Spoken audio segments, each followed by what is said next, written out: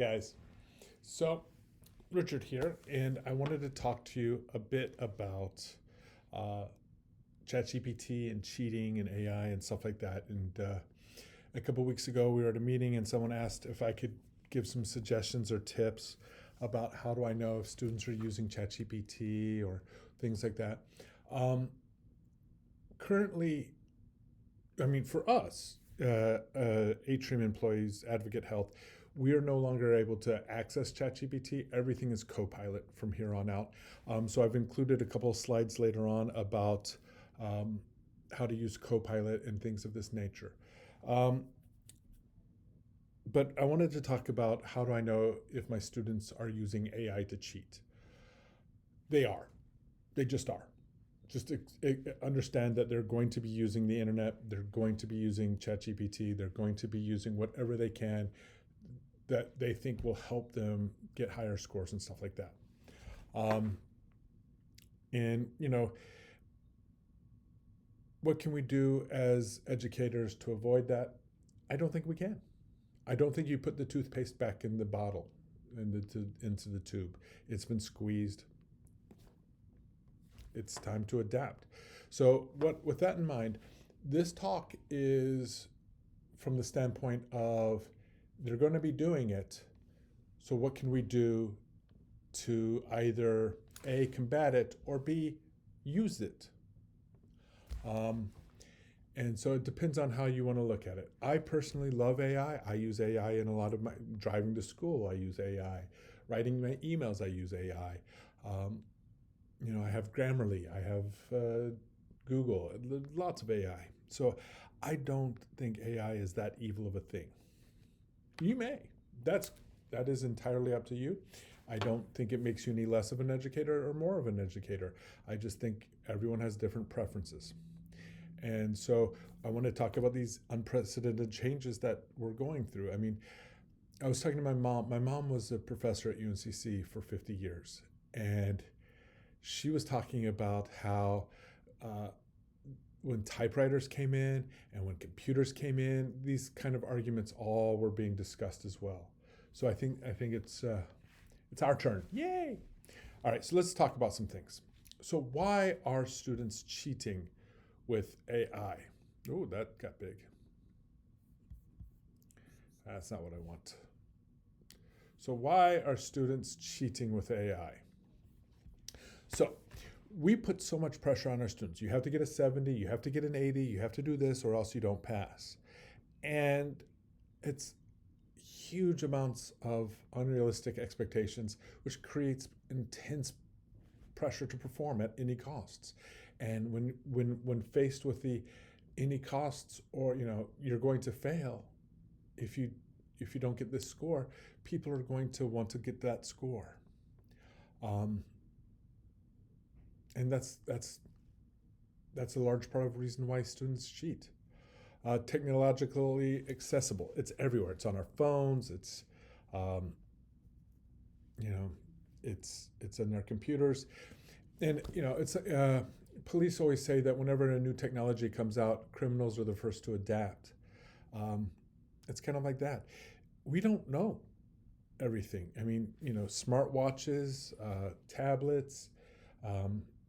Going forward, I'm not allowing my students to use iPads because iPads just bypass so many of the firewalls and protections that we need, like Respondus or other cheating softwares. Tablets just circumvent them.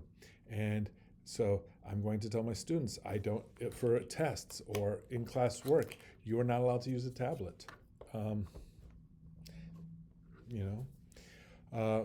There's no way we can catch all of the things. New things are coming out daily. Daily new things are coming out. Psychological distance, I'm sure Dr. Z and some others will be able to speak about this much more, but students often view AI as less ethically problematic than traditional plagiarism. And it's easier to create moral justification. I'm not copying other people. Well, AI is a storehouse where they've analyzed all of these other people's writings to come up with a writing. But plagiarism is taking someone else's work and pretending it's your own.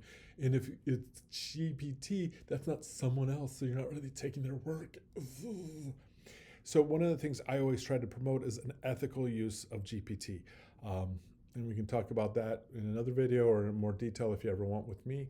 Um, but yeah, we need to have the students understand what's going on with, why it's ethically bleh. Historical context. People have been cheating forever. One of the earliest cuneiforms found in what is now Iran and Persia back in the cut. One of the oldest forms of writing in cuneiform was a person complaining about a person cheating them in a business dealing, and also cheating in schools and things like that. It's been going on for forever, and so this is just a new tool and a new method, but it's not new motivations. If we want to reduce the cheating, we have to reduce the environment that is causing it. So I've included some links, and I'll also make sure everyone can get this PowerPoint as well as the the links. But this is by Buffalo University. Why do students cheat? All right. All right. So how are students cheating with AI? So students simply copy and paste AI-generated essays, code, and problem solutions without modification. Just boom. Okay, the teacher says, they go into Canvas, they highlight what the assignment is, and they paste it into ChatGPT and say, I need to answer this, and bam, it does it. There's specialized paraphrasing AI tools, Quillbot, which restructure the text while maintaining content, and it gets around most of the detections. All right. What I'm sharing with you, please don't share with your students, because what little bit we have, this is just going to blow it up even more.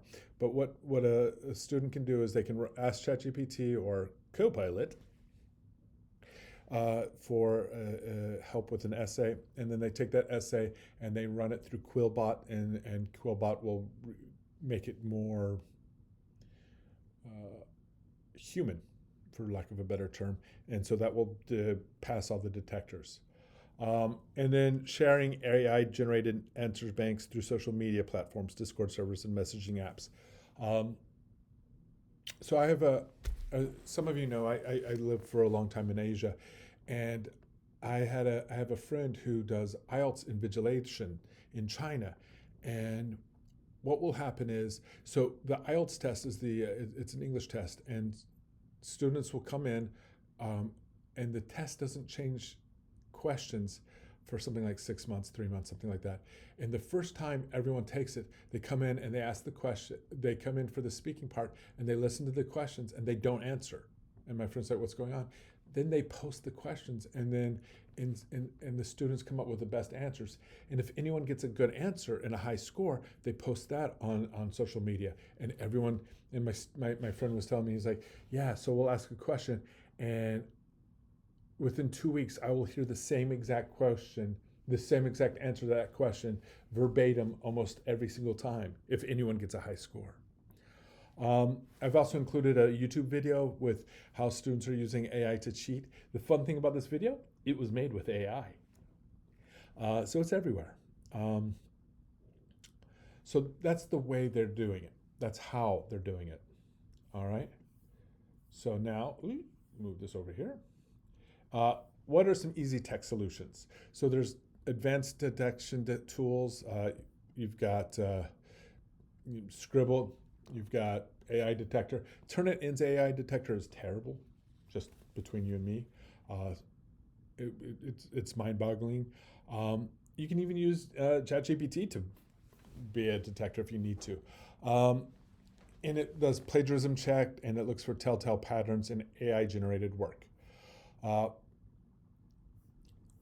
So you can run papers through that. You can run things through that. Process documentation. This is one of the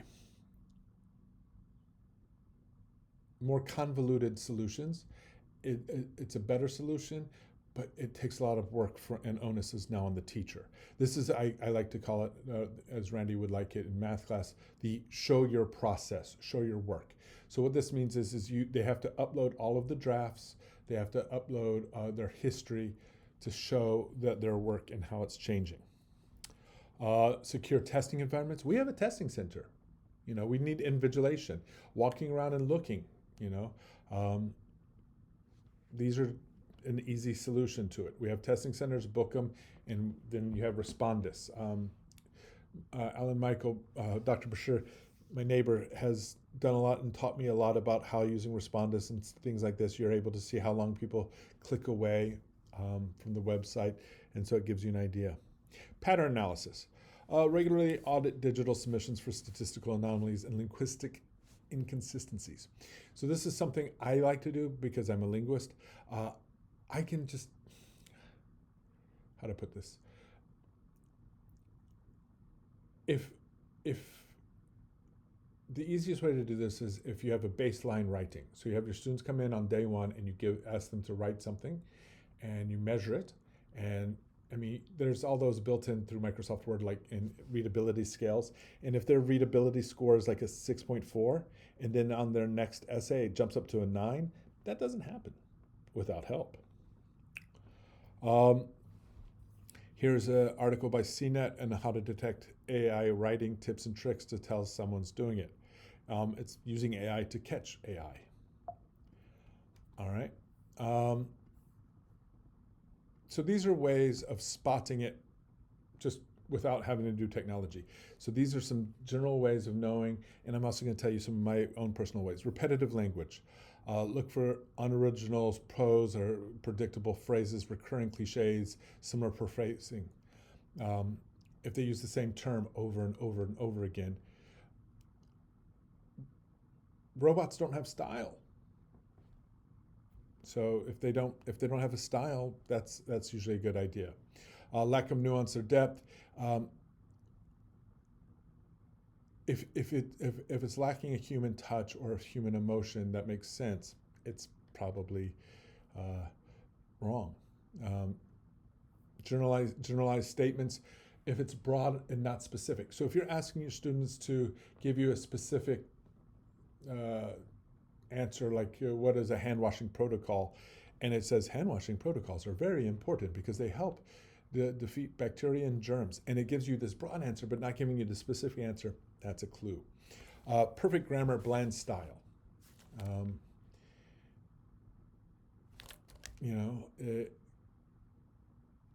If it's too good to be true, it probably is. Inconsistent information. So ChatGPT is getting much better at this, and so are a lot of the other ones. There's something called a hallucination where they'll give an answer and it makes sense if you think about it, though. But then you take a few seconds and you start to go, wait, that doesn't make sense. I had a student who who was doing research on a paper, and they cited one of my papers. And I was like, oh, that's nice, but I didn't write that paper. If it's what it does is, so ChatGPT looks at so the paper was about extensive reading, one of my last areas of interest, and it compiled authors who are well published, and it just said Davis 2017, and it was like, this is the article, and I didn't write that, but it's something I would have written, and I was like, oh, that's actually a good idea for an article, maybe I should do it. So they'll hallucinate, they'll give answers that kind of look like, at a cursory glance, oh yeah, that makes sense. But if you actually know what you're doing, it goes away. All right. So one of the things we also need to be doing is, and I want to talk about this, it's called Bloom's taxonomy. This is a taxonomy of how to understand, or how people should learn and what kind of questions are good. At the base level is understanding.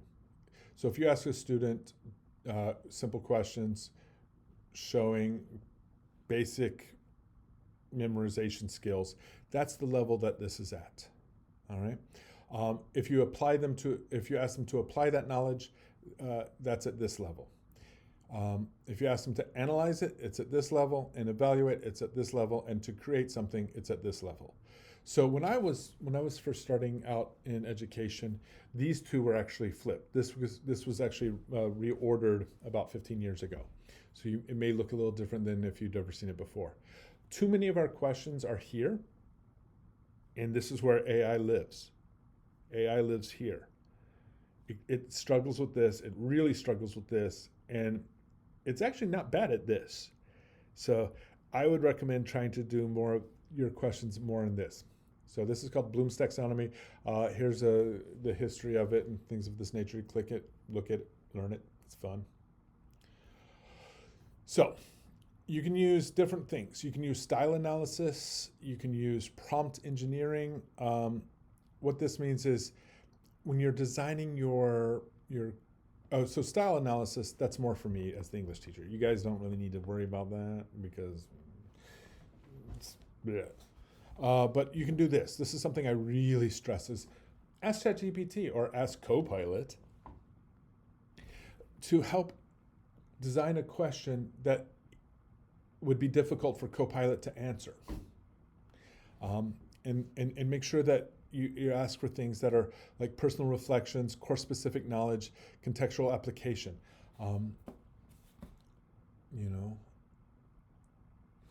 Ask them what was covered in class. What did I say about that, and how did that make you feel? Actually make them use the materials. Now, here's the thing. They're probably going to go back to ChatGPT and say, my teacher said this, what should I say about it? So you need to go to the next level and say, how will that affect you? And how does that affect everyone else? Or what does that make you feel? And make it personalized. Process training is automatic systems that monitor document creation process. So look, this is the revision in history. I'm thinking, because of Copilot and Microsoft Word and Teams and everything like that, this is the next logical step, and it's something I will be looking into, is how to show the different versions. And that's just being able to trace the process like that. So this is from EdSurge. It's different ways of how to, make your class more human friendly. All right, so now we're going to talk about Copilot. So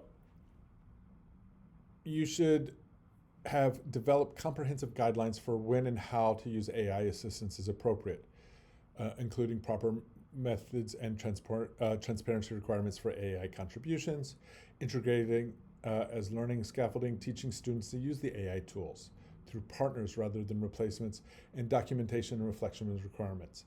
By reframing AI tools as educational resources rather than shortcuts, we can change it from cheating to powerful learning opportunities. And this is one of the things I would want you to do.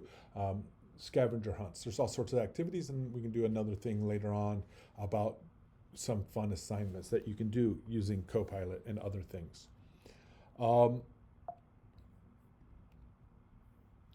So these are some videos I went through and watched about AI and Copilot in education. So feel free to watch these in your own time. They're pretty clear and pretty good.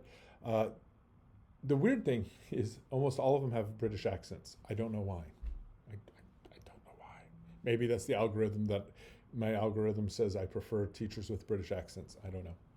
But that's something to look at. All right.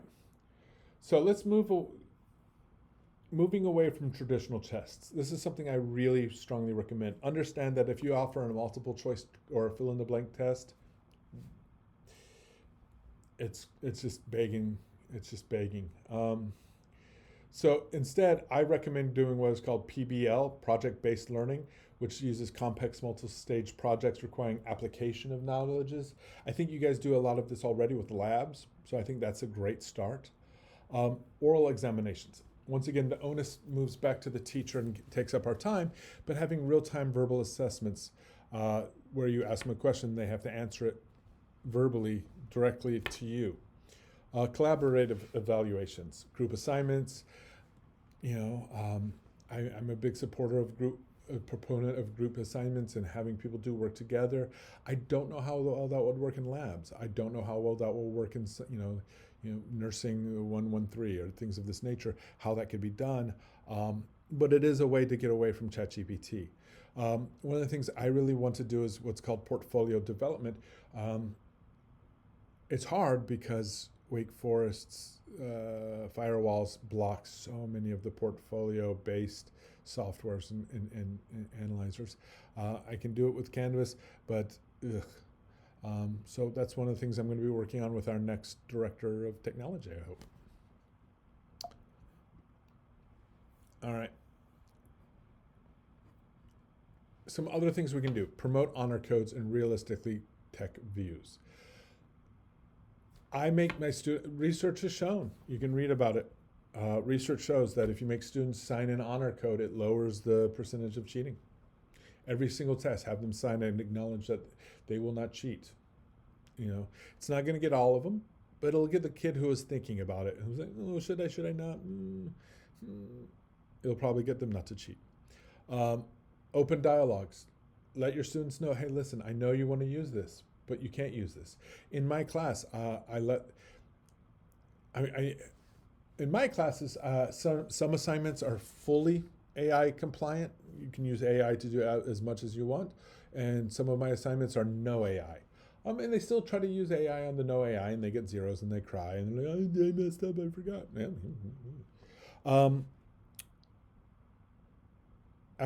At my daughter's high school, one of the things her AP English teacher would do that I thought was kind of interesting was she did a color scheme.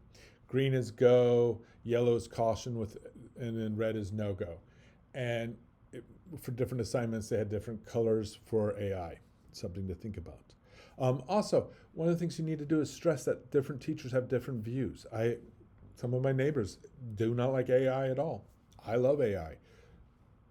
In my class, it's okay. Do not think that they can, and I tell my students, do not think what is okay in my class is okay in other classes. Cultural development. We need to value intellectual honesty.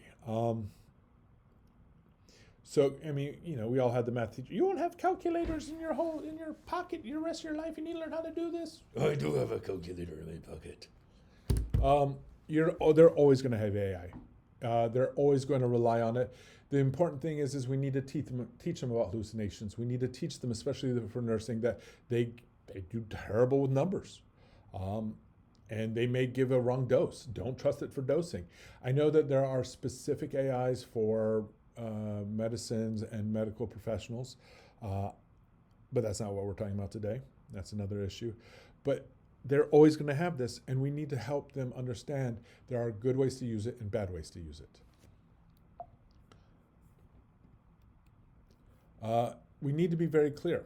We have to be, this is Duke Learning in Lifetime. This is their policy and guidelines and considerations.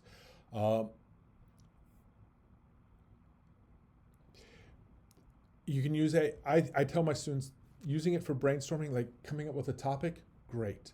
But then I showed them, in one of my classes, they were supposed to write about a part of their house that has changed in its meaning. And almost all of them wrote about front porches. And I was like, why are you guys all writing about front porches? And it's because that's when I put the question into ChatGPT. So that's something else that you can do also, is put your questions in so you can get an idea of what they're most likely going to say as the most common answers. Please use it for editing and proofreading and feedback with acknowledgments.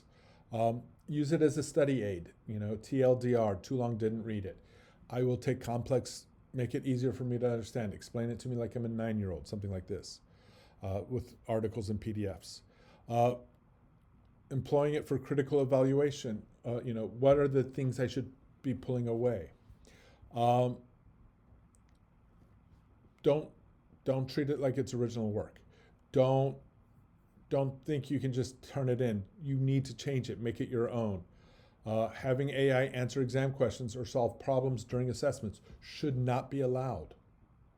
Should not be allowed. Relying on AI for core analysis without independent verification, dangerous, unethical. They're going to fail, and it could cost lives, especially in this field. We need to have explicit, uh, what I would like to see going forward, it would be like we have different levels of guidelines for teachers to take and copy and paste into their syllabi so students will know where their teachers are standing and where the school stands. All right. So this is the end of the video. If you have questions or problems, by all means, reach out, contact me. I'm always happy to help and happy to discuss things. So what are ways I know if someone is using ChatGPT in their writing? Small paragraphs.